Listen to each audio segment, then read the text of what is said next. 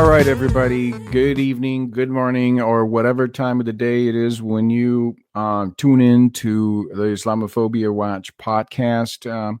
I'm George, your host, and today I'm excited to bring to you Chris Logan from the website Logan's Warning. Chris, how are you today? You're joining us from New York, right? Yes, sir. I appreciate the invite. I'm good.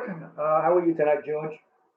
I'm doing good. I'm really excited because, to be honest, in the introductory call that you and I had, I really felt the kindred spirit, and this makes me more happy than anything else because there's not many of us that probably, or maybe there are many of us. Who knows? We just don't know about it, but. It certainly is good to talk to someone who seems to have a good handle on the topic that we will be discussing tonight. We will be talking about the fantasy of reforming Islam, and I'm going to do a little intro here of Chris. This is on his website, loganswarning.com, and you can go check it out for yourself. But Chris is the former co-host of the Evil Conservative Radio Show. That sounds spicy. Um, and he is a hard-hitting street reporter who, unlike the mainstream media, has been exposing the threat of Islam for approximately 15 years. His articles have appeared on Ali Sina's Faith Freedom Forum, Atlas Shrugs, Creeping Sharia, Family Security Matters, Jihad Watch, Right Side News, and other popular websites. Chris has multiple appearances on various shows, and I'm delighted for us to have him on because I really think that he knows his stuff, that he's done his studies, and he engages various types of Muslims and jihadis on the issue of Islam. But first of all, Chris, we connected online, and in the short time that I got to know a little bit about your work and what you've done, I understand you had a pivotal moment, and that was 9/11. Let's start there and tell us a little bit about how 9/11 affected your life and it made you open your eyes to Islam. I think that's a really good thing for us to hear. Sure, sure. Well, I grew up in New York. I still live in New York. And I'll be honest, when 9/11 occurred, I didn't know anything about Islam. I did know that the Middle East wasn't the most pleasant place to live. When 9/11 occurred, I was in the belief that it wasn't Islam. Islam wasn't the problem. That Muslims in America were not like Muslims anywhere else, like Muslims in the UK who are changing the UK to suit Islam. And I kept doing more research, obviously. Obviously, it caught my attention, living in New York especially.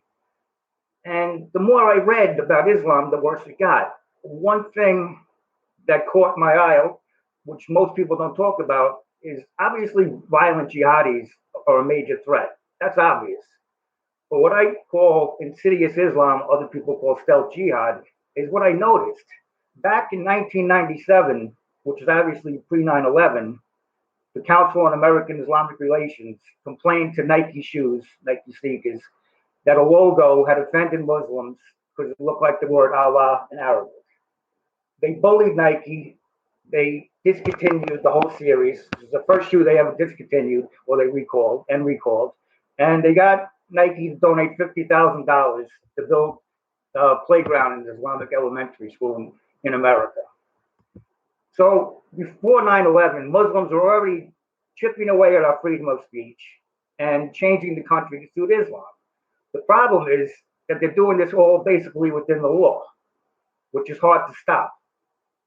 So that's what I've been concentrating on. And another major problem is the information war against Muslim propagandists.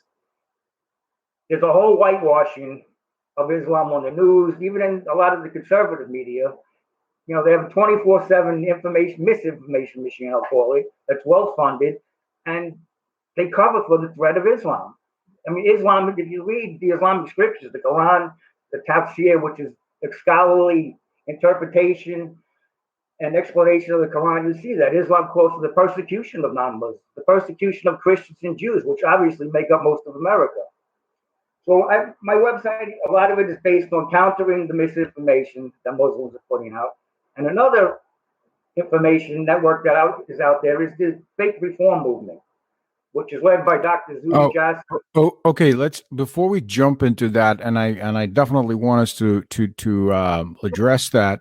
But if I can just interrupt you here, here's what I'd like to highlight: the fact that you're not a scholar per se, like you don't have the PhD or whatever expertly degree or whatever you want to call it, right?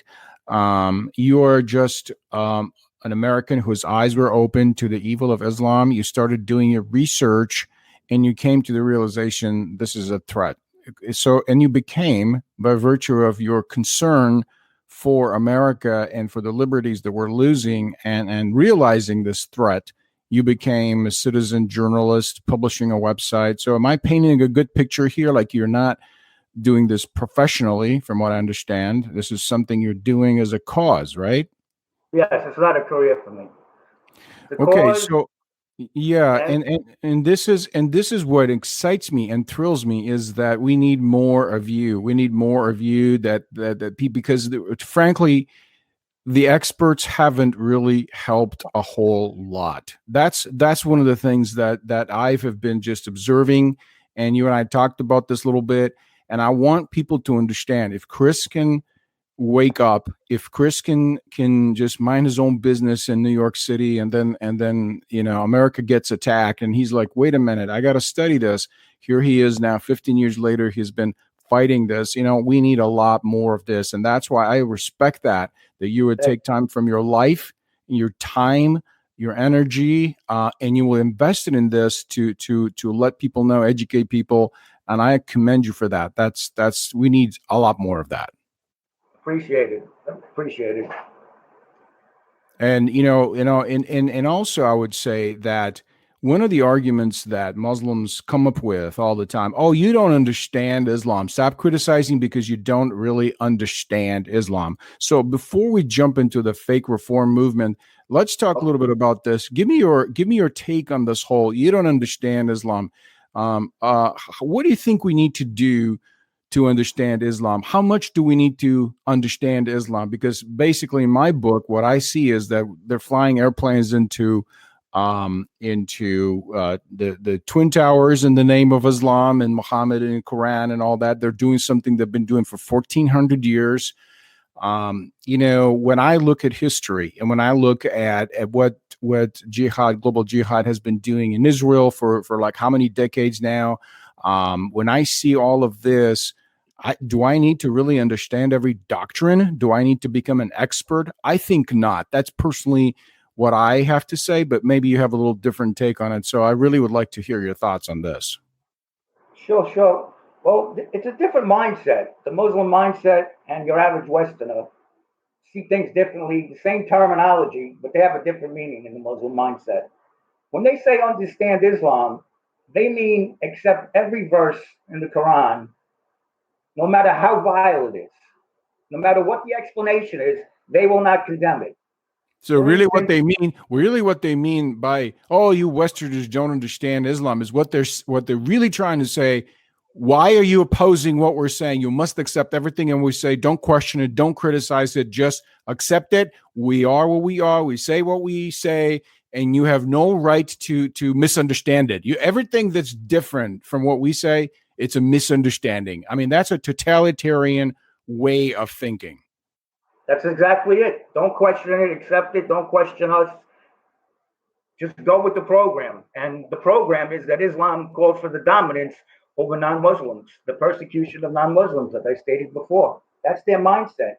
Dominance at all costs, and they don't have any concerns for the wants and beliefs of non-Muslims.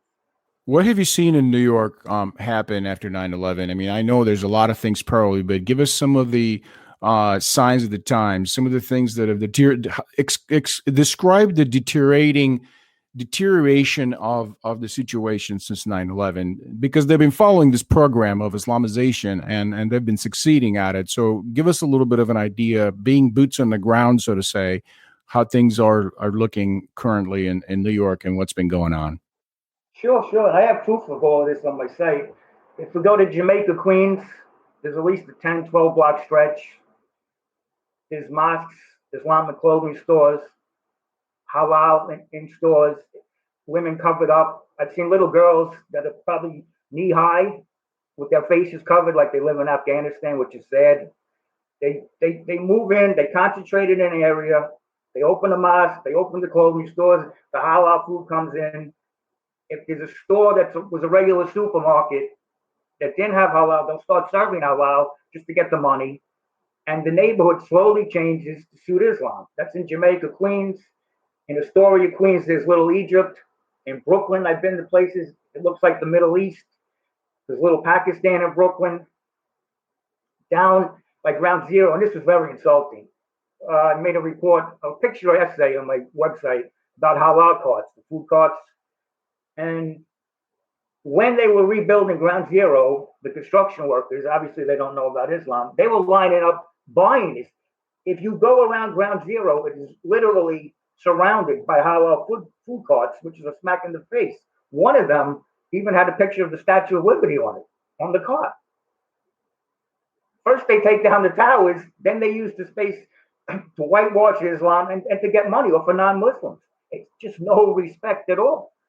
And they're across the city. You can walk up block after block after block. They're in Queens, they're in Brooklyn, halal food carts at night with lights on, lines of people buying it up. And your average non-Muslim doesn't know that when you're buying halal, you're funding Islam. So tell me a little bit about, you also have obviously mosques that are blasting the prayer call, right? Yes, I've been to two in Brooklyn, New York that had it. One of them I went in the middle of the night. They called the prayer, was blasting off their roof. It was about 6 in the morning. It was cold out. It was pitch black out. No concerns it was in Bed-Stuy, no concerns for the non-Muslim residents in the area. I put it on YouTube. It was the Mosque Al Taqwa, led by Imam Wahaj, who blatantly speaks out against Americans. A couple months later, 2 members of the mosque showed up on my YouTube page. We were arguing. One of them said that the residents didn't complain. We helped clean up the neighborhood. But that's not true, because I spoke to the detective and the residents complained. What would happen is there's a noise ordinance, a noise limit, how high the call to prayer can go. So when people complain, they lower it. Then a couple of days later, they raise it up again. And on the site, one of the Muslims admitted we're at war, and he said straight out, we'll see who wins. Another Muslim told me that they do martial arts training in the basement of the mosque. So that's a sign right there. That's a worrisome sign. In your opinion, since 9/11, because we keep going back to this landmark watershed moment, the level of understanding, do you think that the level of understanding the threat of Islam in New Yorkers has increased? Do you think more people have come to realize what's going on and that this threat is there? Or do you think the majority is still bamboozled by the Islamic propaganda? Both. I think it's increased because of people like you and a lot of great non-Muslims are out there spending the time to educate people in Islam. But I also think the majority doesn't know the truth about Islam yet. And unfortunately, we're on our own as citizens. You know, the media doesn't help us. Our government whitewashes Islam. The Pentagon whitewashes Islam. It's up to the people. It certainly is. It certainly is. Okay, let's move to the fantasy Islam reform movement, because this is something frankly, you're the first person that not the first, I shouldn't say that. I know people that I've talked to who understand it, but very few understand this. It seems to me this is one of the biggest frauds because let's just say it what it is. It's because of the lack of understanding in the Western countries that people just don't understand how Islam functions. It's a global system, and Islam is controlled not by, like, people think like mosques are churches and imams are pastors, and they think it's the same process. They think that, say, 100 mosques can form their own association and they can start acting differently. And that's just not the truth. That's not how it functions. Mosques are not churches. Imams are not pastors.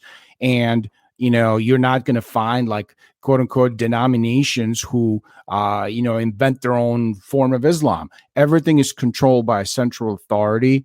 It's the Egyptian university that the scholars determine what's right and what's wrong.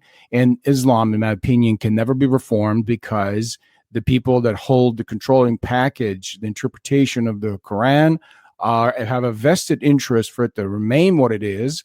And therefore, they'll never reform it. And therefore, it will not change globally. But we have some characters going around America who are spreading this fallacy, and they're further deceiving even well-meaning people into believing this fantasy. Talk to me about that. You're dead on. There's two camps here, and the reform camp, I'm speaking about camps of non-Muslims who speak out against Islam or jihad, excuse me. There's the camp that believes or wants to believe that Islam's going to reform, and then there's people like you and me who know it's not going to. And the non-Muslims who are promoting reform are just causing more work for us because we have to counter their misinformation. And there's a few groups in it and a bunch of high-profile non-Muslim names that who promote this fantasy. One of them is the Clarion Project with Ryan Monroe. What a lot of people don't know about them is Dr. Zuhdi Jasser, who's the head of this reform movement, and Raheel Raza, they're actually board members of the Clarion Project. So they're calling the shots there. And the Clarion Project they don't criticize Islam. They criticize the fantasy Islamism. There's no such thing as Islamism. There's only the Quran, and it's the book of Islam. So Zuhdi Jasser is on Hannity. He's been on Savage. Dennis Prager is a big fan of Zuhdi Jasser. He's promoted this fantasy since 2003 at least. He has the American Islamic Forum for Democracy. Now, unlike Sean Hannity, I actually went to that website, and for at least 14 years, there was a tab on the site that said Reform Islam. And guess what? The thing was blank. He has no plan to reform Islam, and nobody in the media, all these professionals and Hannity and Savage, and they're not dumb people, but they don't want to know. They didn't take the time to do this. And eventually, the Reform Islam page on his site was taken down because there's no plan. Why do you think all these people, and I mean, some good people that are doing some good work, but why do you think that they're falling for the whole Reform Islam? Are they delusional? Willful? Is this like a willful delusion? Is it safety concerns? Are there like concerns that? I mean, what are they afraid of? Why are they afraid of calling the spade a spade and calling it what it is? Why are they falling for it? Give me your thoughts on this, because I'm really baffled by this. There's a few reasons. Some people, and I'm not calling for violence at all. I'm not calling for people to go harass Muslims in the street, but some people, they just don't have the stomach for this war. I mean, we're not going to win this war by being nice, and the problem is not going to resolve itself. When I say not being nice, I mean, we need to end all Muslim immigration. We need to deport Muslims who are eligible to be deported. We need to monitor all mosques. But this fantasy of Islam reforming, it's something people want to hear, and it sells. It's like going to the doctor. The doctor says you have a life-threatening disease. Don't do anything. It's just going to disappear on its own. It sounds good. You write the check, and that's it. You see, there's a lot of donations going into this. About, I'd say 5-6 years ago, I actually saw the financials of the Clarion Project. In about the first 5 years, they brought in $20 million, and about $2 million ever since then. I got an email from Daniel Price, Middle East Forum, a couple of years ago. He admitted he needs over $1 million a year to support his organization, and he pushes reform. Then there's Steve Emerson. He pushes reform. He's a big fan of Zuhdi Jasser. I saw a news article years ago where he transferred over $2 million from one account to another. This keeps the money rolling in. And I've confronted all of these people online on Facebook and Twitter, and none of them will answer. They either block me or they ignore me. One person answered, and it was Brigitte Gabriel on Facebook years ago, before I got banned. She was supporting Zuhdi Jasser. I questioned her on this. She definitely doesn't like to be questioned. She thinks she's above it. And she called me a bigot for opposing him. I mean, that's leftist talk. How am I a bigot for asking a simple question, how he's going to reform Islam? And her answer was to block me.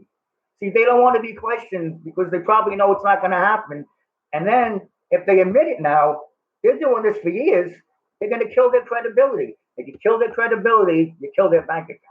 I mean, there really is no historic precedent ever for Islam to have been reformed. Not a single incident, not a single occurrence in history. And now, to me, every person who either propagates this or supports people that propagate it, I'd like to ask them, based on what? On your wishful thinking or what?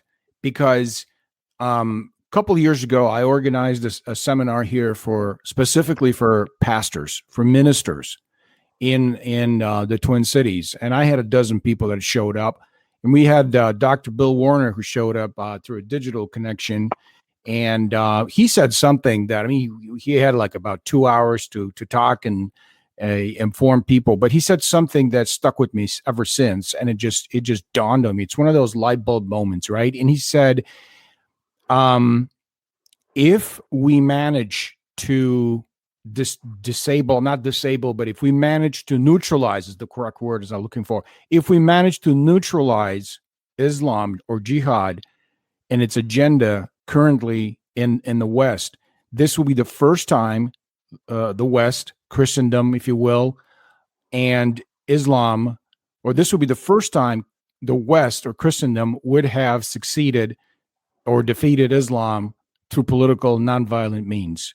I mean, how true is that? We're looking at a long history, and everywhere Islam spread, in Africa, in Europe, in Asia, everywhere Islam went, it dominated, it crushed Christianity, destroyed Christianity. North Africa used to be a hotbed for Christianity, but through genocide, just sheer violence, and jihad is what it is. It has transformed every single country. There's not been a single one that's come back from it. And it forever puts Jews and Christians and other people in complete obedience to it. There's no reform happening there. How about India? I mean, based on my research and what I've heard, there's like 400 million people that they genocided over a period of about 1,000 years. No one talks about that. Okay. And so anyone who pushes the whole reform Islam, I'm like, what are you basing this on? I don't care about your wishful thinking. I don't care what somebody wishes to happen. Who cares about that? Okay. Exactly. You can be wishing a lot of things. Makes no difference to me. I don't care about that. I don't care about your fantasies are. I want to see a plan. I want to see a thoughtful position, something that has validity, something that has substance, and it's supported by facts and reason. And no such thing. It's just fantasy. That's exactly what it is, Chris. That is exactly what it is. And like I said, I tried to speak to Frank Gaffney on Twitter about this. Daniel Pipes blocked me. I did have an email exchange with Jeremy Kardash back in 2017, and he was an employee of the Clarion Project. And he had written me, he was complaining that I write articles that criticize their organization. And I explained to him, there's no such thing as Islamism. You have to name the enemy to lose the war. And then we got into the reform movement. Now, the first point I'd like to make on why this reform movement is going to fail is Quran verses 6115, 1064, and 1827, and anyone can look these up. They all say basically the same thing. The words of Allah cannot be changed. So when Zuhdi and Clarion imply that Islam is going to reform, they're saying that the majority of Muslims are going to take the word of Jasser over what they believe are the words of Allah. So in this email exchange, and I had mentioned Raheel Raza, she's one of the biggest, she's one of the top so-called reformers. I asked Jeremy, I said, well, let me know once you condemn these verses, 1064, 1827. He goes, I'm going to forward this to her, and I hope I'll get an answer for you. Please give me a few days. It was exactly what he said. Well, that was in 2017. I'm still waiting for the email because they have no answer. That's the first. I mean, okay, so you mentioned some Quranic verses, and I'd like to say, here's Quran 2:244. Then fight in the cause of Allah, and know that Allah hear it and know it all things. Fight in the cause of Allah, which is the definition of jihad, right? How are you going to reform that? The way you're going to reform that is you'll have to say, do not fight in the cause of Allah. Okay? Or you'll have to say, okay, let's make this, let's civilize this verse and let's turn it into then fight by arguments and words. Muslims have never, they're not winning by argument. They're not winning by polemic. They're not winning by the virtue of, sound argument or criticism of the Quran even has not been allowed or available. Like the Bible has been criticized. There's been critical analysis of the Bible for like 200 years now in the Western world. The Quran, no such thing. As soon as any scholar seriously begins to question and criticize the Quran, was there Muhammad? Did Muhammad exist as a historic person? Did Mecca exist? What's the evidence? The Muslims go after these people. They basically have to hide. They have to go into hiding because they're trying to come up with research on the Quran. So how do you reform such a thing? This is pure evil. How do you reform pure evil? I say it's impossible. It is impossible, and I can further prove it. For instance, verse 2:11 says, and when it is said to them, do not cause corruption on the earth, they say, we are but reformers. Now, if we look into verse 532, corruption is also considered spreading mischief in the land. And if we look at verse 532, both actions are punishable by death. Spreading mischief is disobeying Allah, because whoever disobeys Allah on the earth or commands, and this is key, that Allah be disobeyed, which is exactly what the reform movement is asking. He has committed mischief on the earth, and death could be by crucifixion. That's in another verse 533. But this is not going to happen. And to add to it, non-Muslims, like, even though they don't get directly to the point, like Daniel Pipes, Frank Gaffney, even Steve Emerson, he doesn't blame Islam, but they're hated in the Islamic world. And they want us to believe that the hated unbeliever is going to lead a reformation of Islam. It's the same thing a few years ago, Hershey Ali, I call her Apostate Ali. She does some good work. She wrote a book, Islam Needs a Reformation. She knows it's not going to reform. This is a money seller. This is, people want to buy it. It's false hope. It's what people want to hear. She wrote the book. Has it changed anything? No. It's a money seller. Clarion lives off of it. Gaffney lives off of it. Zuhdi Jasser asked for money a few years ago. He had sent out flyers or emails to over 3,000 mosques in America, only to join him. Only 40 responded. And he said, if we had more funding, we could figure out why they're not responding scientifically. Scientifically, sure. I know the answer, because they don't believe you. They stand with Allah over you. This is a big money grab. And we should really ask Rudy. It's too bad that Hannity and other people that have Zuhdi Jasser all the time. How about the Hadith and how about Sahih Bukhari 52:177? Allah's apostle said, and Allah's apostle is the perfect man. He has to be followed to the T. I mean, he is it, the perfect human being. Okay, let's hear what the quote-unquote perfect human being had to say. The hour will not be established until you fight with the Jews, and the stone behind which a Jew will be hiding will say, "O Muslim, there is a Jew hiding behind me, so kill him." Okay, how do you reform that? How do you reform that? I mean, seriously, it's like, who are they kidding? It doesn't take a PhD for you to read this and ask yourself a very simple, plain question. At what point somebody who is a nominal Muslim decides to get serious about Islam, starts to go to the mosque, begins to read the Quran, begins to listen to all the hatred that's being spoken in the mosque, and there he is. He's converted within a very short period of time. He's reading this stuff. You mean to tell me he's going to listen to Judy Jasser, who's going to say, "Oh, that's a bad idea. Don't read that verse. Don't read that verse too. Don't read that other verse either." Right? Are you kidding me? This is not happening. So essentially, these people are deceiving us. Yes, deceiving us as they line their pockets off of hardworking Americans. And like I said, they don't want it. They will not allow. They won't go in a forum. There's no shot that Frank Gaffney, Daniel Pike, Steve Emerson will debate any of us on this. There is no shot because they know they can't win. Another one is, and he does some good work, is Jamie Glasgow. He's another fan of Zudy Jasser. And years ago, I was on Facebook. I brought this up. I criticized Frank Gaffney, and Jamie blew a gasket. Then he blocked me.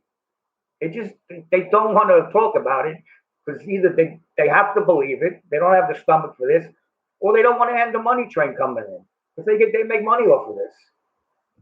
Well, could it be that you and I not having anything to do with money with this? I mean, to be honest, I'll be perfectly honest with you. I don't like to do what I'm doing. I don't like doing this. I have plants. I have garden. I have plants. I like to do plants. I like to do stuff like that. I'm a normal person.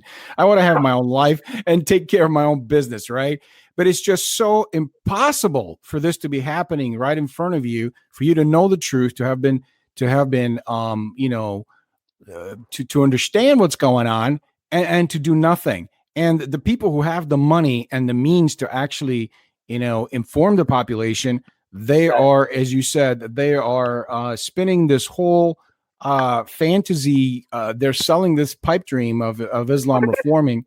And I don't even know who's doing more harm. Maybe they're doing more harm than the jihadi next door. Who's planning the next trip to the Middle East to go kill and behead people. I don't know who's doing more harm. In my opinion, people who are remaining quiet and not saying anything, I'm going to throw in this pastors and rabbis and legislators and media people, okay? All these people and the so-called experts as well. They're deceiving people. They're not telling the truth. And so it's upon you, Chris, and me, normal people, ordinary people who are just fed up with this and seeing the country go to pots, right? And then we have to do this. And then they jump on us and they gang up on us and like, who are you? And why are you doing this? And why are you a hater? And I'm doing this because you're not doing your job. That's why I'm doing this, right? I mean, do you know what I'm saying? No, exactly. For years, and I'm not bragging about myself, but until recently, the last few years, for years before that, I didn't see anybody questioning them. Bridget Gabrielle, Gaffney, Pipes, nobody questions them. And they have this attitude that, they're above questioning. They know better. They have this elitist attitude. And the results don't matter. And it goes on and on and on. And I had mentioned before that Zudy reached out to 3,000 mosques. 40 of them responded. Who knows what they told them? They might have told them to go to hell. And you can't tell me that Steve Emerson, Gaffney, Pipes, Clarion, don't tell me they don't know Zudy reached out to these mosques. And I'd like to say something more about Daniel Pipes and the Middle East Forum. Since at least 2004. All right. Time is running, so we got to wrap this up for today, Chris. Time goes really fast with you, my friend, because it's a sigh of relief for me to find somebody like-minded, because it's like what you're saying, I could be saying, what I'm saying? It's like, absolutely. It's not too complicated. I guess in a way it's a validation because I'm nobody, right? I'm nobody. I just educated myself. I understand all this. And we're just ordinary people who are like, what's going on here? We got to do this now. I can't believe it's up to us. The cavalry's not coming to save us. We have to be the ones that educate our fellow, human beings here. And that's what we're doing today. So everybody go to Logan's, Chris Logan's website, loganswarning.com. You're going to find a lot of good stuff there. You got a lot of articles. He's a prolific writer. He publishes all the time. I'm going to link up to his website, and I'm going to have to have you come back on. We're going to have to continue this because this is just too good for us not to continue. Any closing words and as we wrap it up? Yes, definitely. Just something to put in the minds of readers, something of listeners, something they could think about. And this is a slogan I made up. Islam cannot be protected as a religion and defeated at the same time. That's right. That's maybe we should talk about this. This is another subject that I've been confronting people with this, that Islam is not a religion, it's a political ideology to subjugate other people. And that's the only way that we're going to strip away the protections that freedom of speech and freedom of religion has in this country. Otherwise, they'll never be held accountable. So maybe we should plan this for another podcast. But right now, thank you, Chris, for taking the time to come on Islamophobia Watch podcast. I appreciate you doing that. Again, loganswarning.com. A lot of good stuff there, a lot of links, a lot of resources. Get educated. If Chris can do it, you can do it. If Chris can become a citizen journalist, you can become one too. You can spin up a website. If you don't know how to, send me an email. I'll help you I'll help you do that. I'll help you get online. You can also find Chris on Gab, MeWe, and Parler. So look us up, Islamophobia.watch. And also look up Chris online, loganswarning.com. Thanks, Chris, for joining me today on the podcast. I look forward to having you again. And everyone, we look forward to your feedback and response as well. Thank you very much, George. Good night, everybody.